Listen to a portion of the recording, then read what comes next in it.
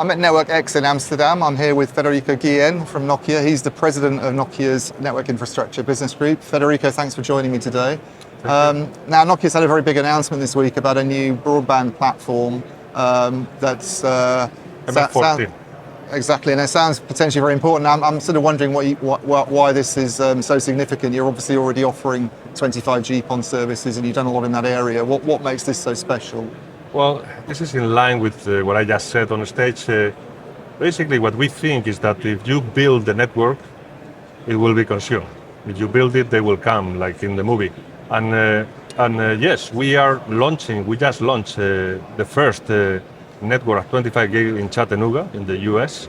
And we have 80 customers implementing 25 gig PON compatible with GPON and XGS-PON. And we believe that's the right technology for today, because it preserves the business case of our customers by using the same platform that they are using today for GPON or XGS-PON. But it's going to be a while until 25 gig PON is fully filled.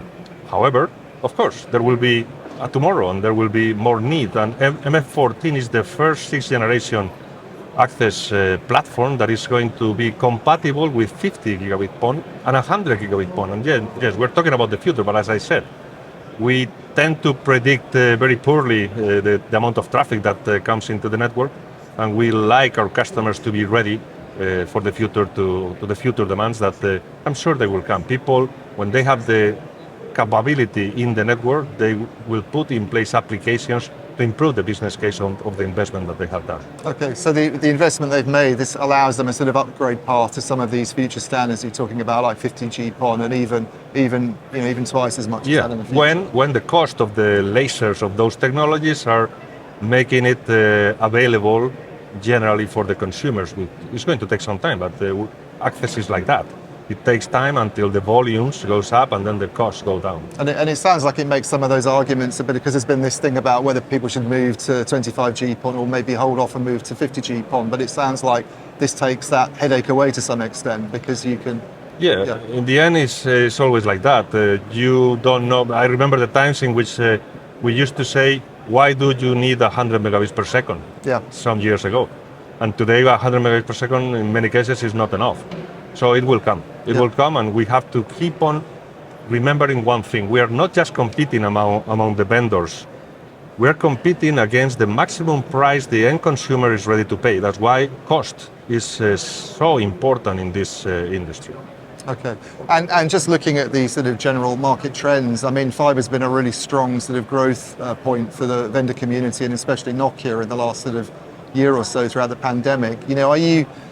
The world's in a difficult place at the moment. We've got, possible recession coming, costs are going up. Is there a danger we're kind of getting to the point where that sort of investment boom is coming to an end? As you may imagine, we are dedicating a lot of thought into this.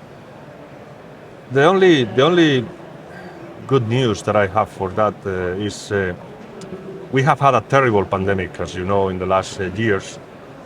And imagine what would have happened without the networks that we have today during the pandemic. It would have been a complete disaster, not just because people couldn't communicate. Actually, you and I made an interview on video during that time, but also the economy.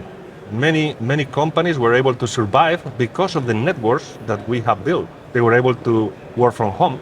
They were able to keep the economy up and running. I believe the telecom industry has gone one step up in the priorities of the people, the industries, the enterprises.